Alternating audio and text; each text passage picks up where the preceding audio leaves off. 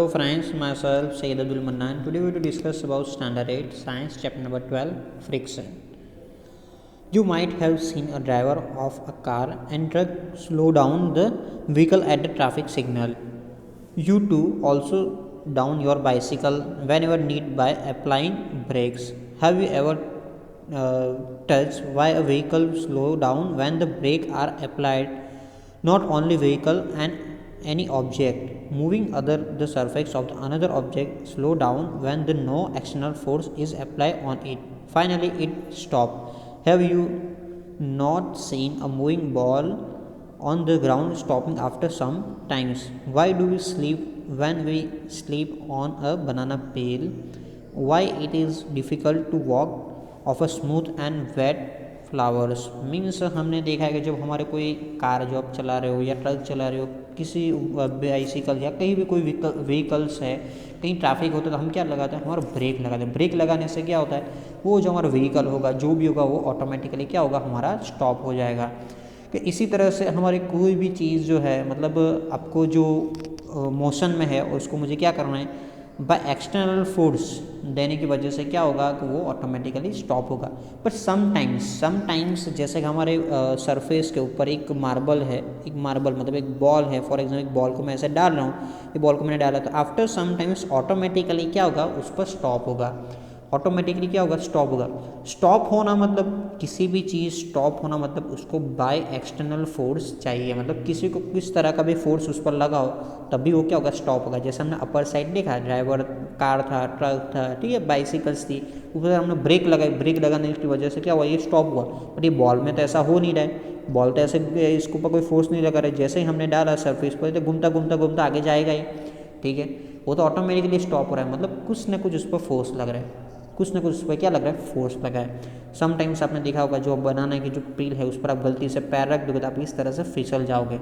तो इसका मतलब क्या होगा, जब हमारी स्मूथ सरफेस ये मतलब ये चिकना होगा तो ऑटोमेटिकली आप गिर जाओगे।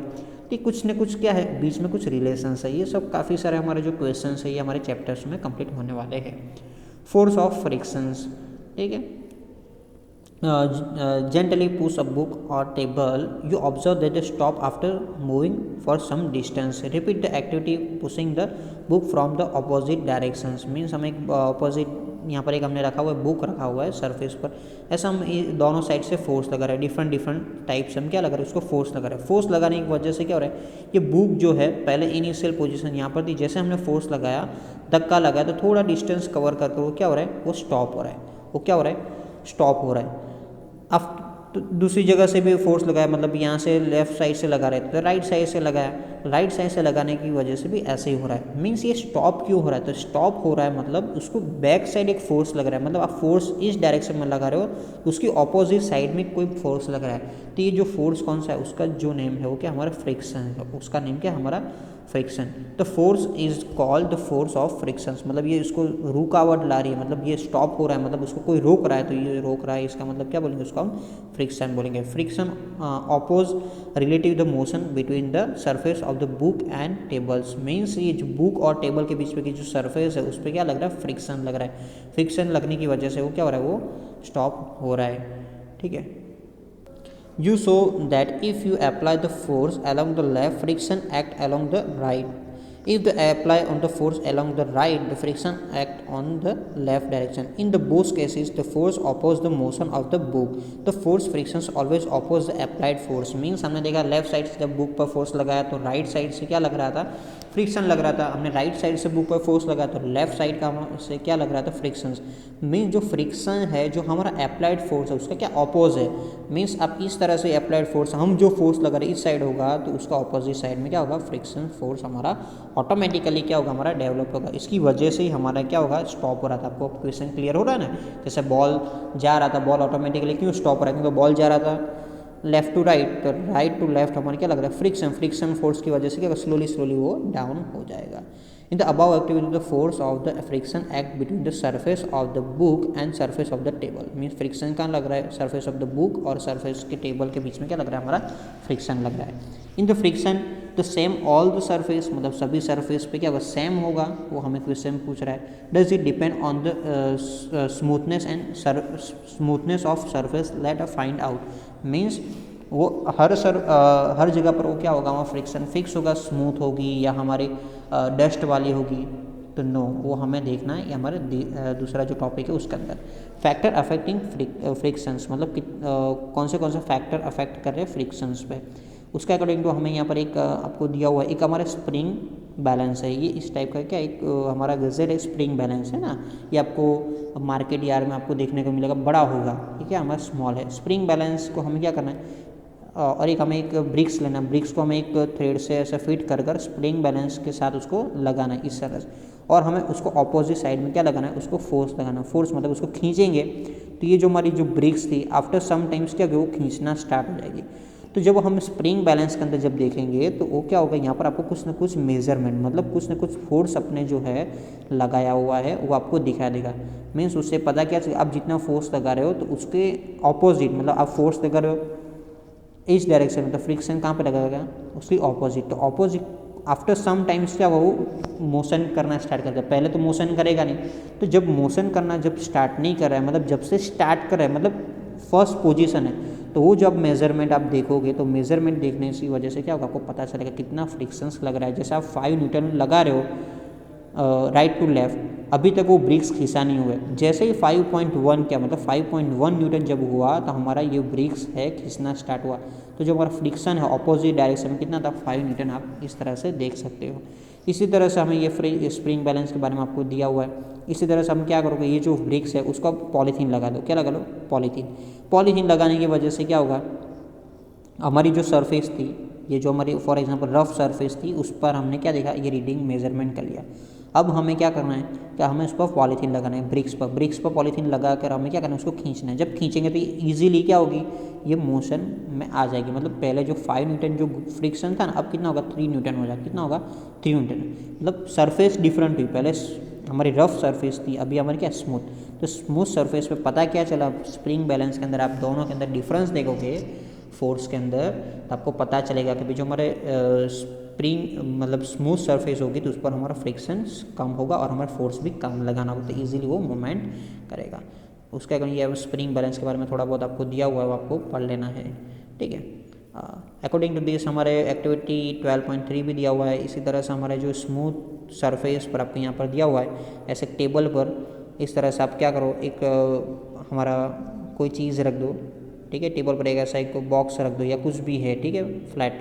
उसको हमें क्या करना है, यहाँ पर हमें ये जो हमारा पेंसिल सेल है उसको हमें डालना है। पेंसिल सेल को डिफरेंट हाइट से हमें डालना है। डिफरेंट हाइट से डालोगे तो डिफरेंट क्या करेगा, ये अपना डिस्टेंस कवर करेगा, ठीक है। तो हमने मेजरमेंट कर लिया, यहाँ से हमने डाला, और अब मेजरमेंट कितना हो, इतना डिस्टेंस फॉर एग्जाम्पल 5 मीटर या 5 सेंटीमीटर या 15 सेंटीमीटर हो रहा है।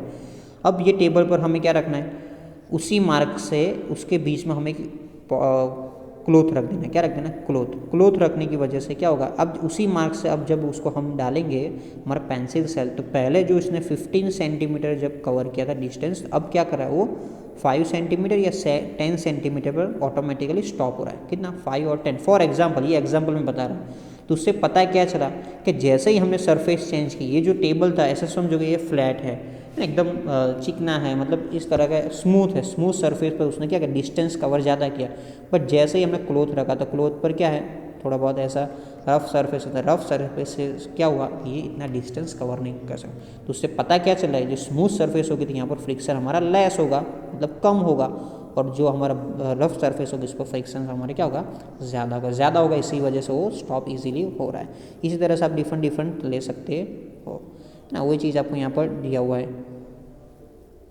Could the smoothness of the surface of the cell also affected the distance travel by it, मतलब स्मूथनेस भी क्या हमारे इफेक्ट कर रही है। Friction is causes by the irregularity of the two surface in contact, even those surface which appear very smooth have the large number of minute irregularity on them. Irregularity on the two surface look into the one another. When the attempt to move any surface, we have to apply the force of the outcome interlocking on the rough surface.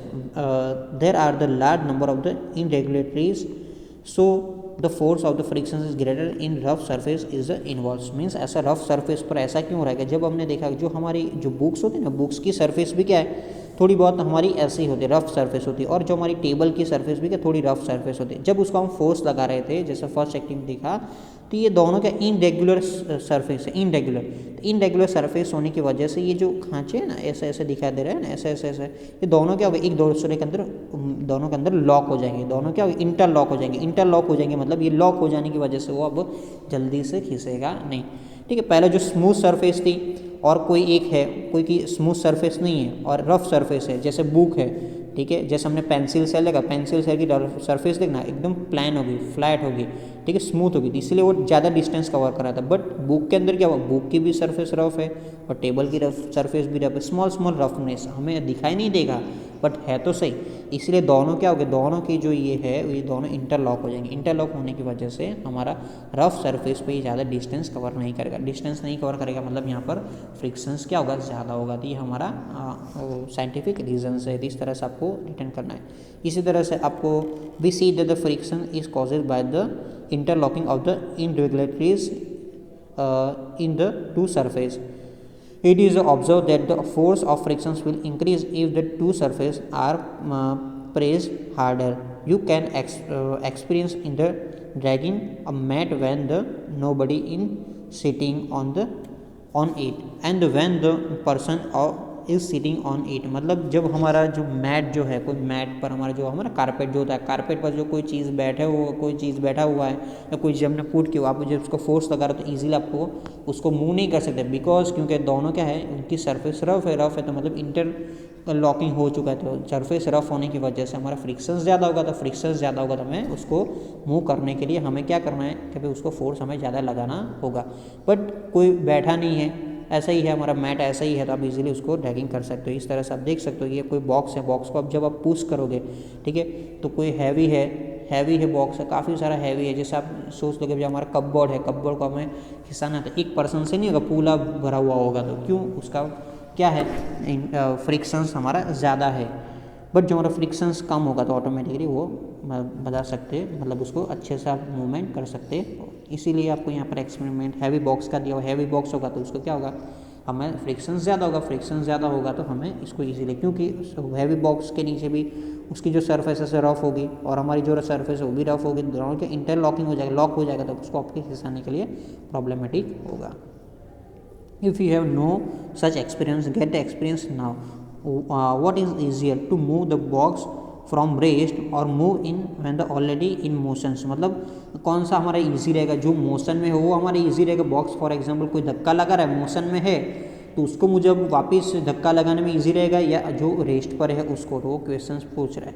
तो उसका answer यहाँ पर है, the force required to overcome frictions at the instant and object start moving from the rest is the measure of the static frictions. मतलब जब कोई object पर, मतलब ये बॉक्स पर जब हम फोर्स लगा रहे हैं और ये बॉक्स पहले तो खींचेगा नहीं, हैवी है तो, बट जैसे ही वो मोशन करना स्टार्ट करा है, मतलब जैसे ही अभी मैंने बोला एग्जांपल 5 न्यूटन जब फोर्स लगाया मैंने, तभी तक वो खींच नहीं रहा, पर जैसे ही 5.1 लगा रहे तो क्या हो रहा है, हमारा ये बॉक्स मोशन करना स्टार्ट करा है। तो ये दिस काइंड ऑफ फ्रिक्शंस को हम क्या बोलेंगे, स्टैटिक फ्रिक्शंस। स्टैटिक मतलब उसको वो रोक रहा है, ठीक है। बैक साइड लगेगा, आप फोर्स इस साइड लगाओगे तो फ्रिक्शंस हमारा, तो दिस काइंड ऑफ मोशन को हम क्या बोलेंगे, स्टैटिक। और ऑलरेडी जो मोशन में है उसको हम क्या बोलेंगे, उसका डिफरेंट नेम है। In other hand the force required to keep the object moving with the same speed is a measure is sliding friction. मतलब जो ऑलरेडी मोशन में ही है उसको हमें फोर्स लगाना, उसको हम क्या बोलेंगे, स्लाइडिंग बोलेंगे।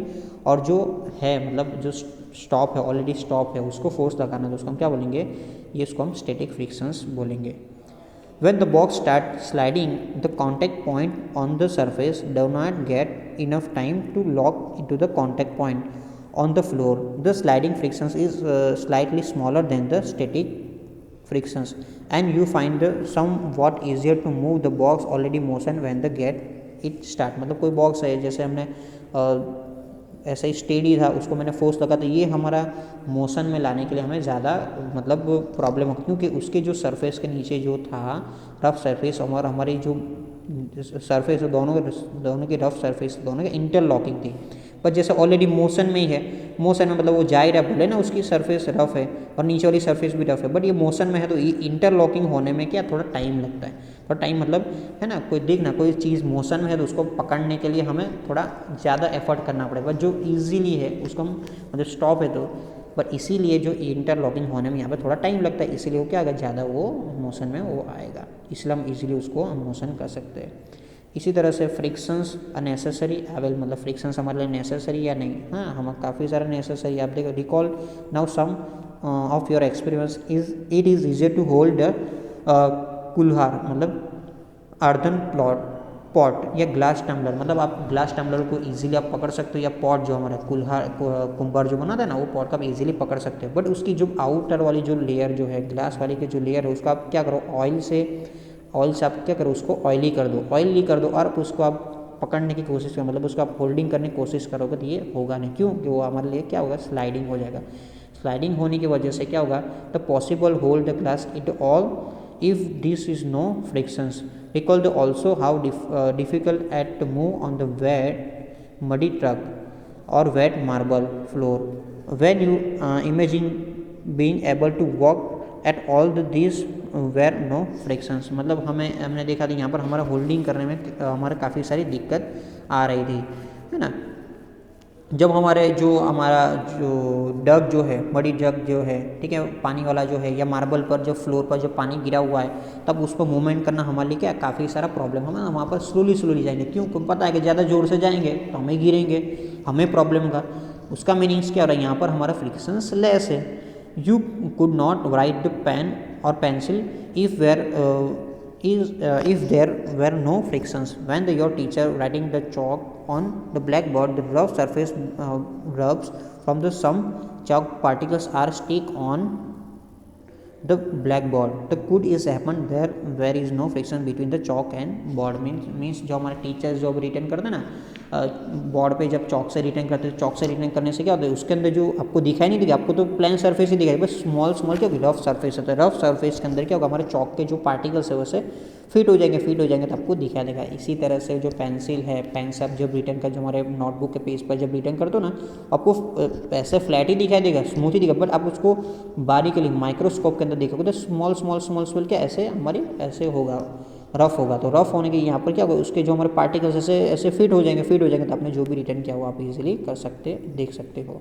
If the object start moving if would never stop if there were is no friction,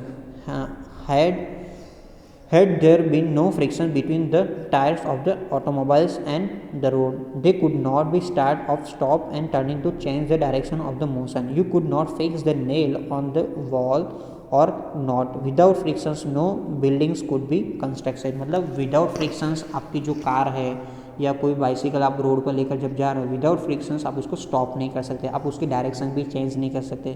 इसी तरह से जो हमारे मूवमेंट जो हम कर रहे हैं, जो हम चल रहे हैं ना, हम वॉक कर रहे हैं, वो भी हम नहीं कर सकते। इसकी वजह से हमारे फ्रिक्शंस ना होने की वजह से हमारा बिल्डिंग्स जो है वो बिल्डिंग्स भी बन नहीं सकती, ठीक है ना। उसको फिट किया था बीच में, क्या ऐसे जो स्लाइड ही होगा तो ऑटोमेटिकली वो गिर जाएगा। तो आप देख सकते हो फ्रिक्शंस हमारे लिए कितना इंपॉर्टेंट है। और फ्रिक्शंस है तो उसका ड्रॉबैक भी है। In other hand the frictions in an evils, मतलब हमें चाहिए if wear out the material whether they are screws, ball bearings और soles of shoes, you must have seen a worn out step of foot over bridge at the railway station। मतलब हमने देखा जो हमारे screws जो है, फिर ball bearings है, सॉल्स जो हमारे शूज़ के सॉल्स है एंड आफ्टर सम टाइम्स वो घिस जाएंगे, मतलब फ्लैट हो जाएंगे, क्यों, बिकॉज ऑफ फ्रिक्शंस। जब जैसे आप रेलवे स्टेशन पर जब हमारे जो स्टेयर जो होती है उस पर आप देखोगे तो स्टेप की वजह से वो हमारी जो ब्रिक्स होगी या जो भी हमारे टाइल्स होगी वो क्या ऐसे हमारी रफ हो जाएगी, है ना। तो क्यों, बिकॉज ऑफ वो फ्रिक्शंस की वजह से थी। हमारे लिए क्या ड्रॉबैक, मतलब हमें शूज़ इसीलिए तो चेंज करना पड़ता है हमारी, वरना जो फ्रिक्शंस ना होता तो हमारा तो एक शूज़ लेते तो पूरी लाइफ टाइम चलता है। तो फ्रिक्शंस के हमारी ये ड्रॉबैक है। Frictions can also produce heat vigorously rub from your palm together from the few minutes। how do you feel when you stick mastic against the rough surface the catch fire, मतलब frictions की वजह से हमारे क्या होगा, heat produce होगा। हमारे दोनों हाथ है ना, जो दोनों पाम है, आप उसको दोनों घिसो ऐसे, रब करने की वजह से आप देखो अपने पाम ज़्यादा करोगे तो हमारे हीट प्रोड्यूस होगी। इसी तरह से जो मैस्टिक है, यहाँ पर आपको फिगर दिया मैस्टिक है, मैस्टिक को आप रफ सरफेस पर आप उसको क्या करोगे, ऐसे घिसोगे तो क्या होगा, हमारी वहाँ पर फायर प्रोड्यूस होगा। तो फ्रिक्शंस की वजह से क्या होता है, हमारा हीट भी प्रोड्यूस होता है। You might have observed that the jar of the mixture become hot when it run for few minutes. You can cite various other examples in which frictions produce heat. In fact, the machine is operated, the heat generated causes much wastage of energy. We shall discuss the way of the minimizing friction in the following sections। मतलब हमारे जो कोई machine है या हमारे जो machine जो jar होता है ना, मशीन जो हम मिक्सचर जो है, मिक्सचर का ऊपर का जो जार होता है, जैसे आप उसको मतलब जैसे ऑन करोगे तो थोड़ा चलाने के बाद आप देखना उसके जार के आजू बाजू की जो सरफेस आप देखोगे तो क्या होगा, वो हमारी हीट होगी। तो हीट हमारा क्या हो रहा है, ये जो हमने एनर्जी जो दी, मतलब जो हमने इलेक्ट्रिक जो एनर्जी जो दी, वो हमारी हीट के अंदर भी काफ़ी सारी लॉस हो जाती है। जैसे हमारी बाइक के अंदर कोई मशीनरीज जो है, मशीनरी जब चलती होगी, जो हमारी कार भी होगी, तो उसका इंजन क्या होता है, हीट करने लगेगा। तो ये क्या है, बिकॉज ये हमारा लॉस है। तो इसीलिए हमें क्या करना है, फ्रिक्शन लेस, मतलब मिनिमाइज, जितना फ्रिक्शन मिनिमाइज होगा उतना हमारा एनर्जी भी लॉस कम होगा। तो ये सब क्या थे, हमारे ड्रॉबैक थे। तो बट हमें पता चला कि फ्रिक्शंस, विदाउट फ्रिक्शंस हम वॉकिंग भी नहीं कर सकते, किसी चीज़ को हम स्टॉप भी नहीं कर सकते, कोई रिटर्न भी नहीं कर सकते। तो ये हमारा यूज़ भी है और उसका ड्रॉबैक भी है। आई होप आप लोग कंडीशन आएगा। If in doubt in any query तो आप कॉमेंट्स में डाल सकते हो। Thank you, have a nice day.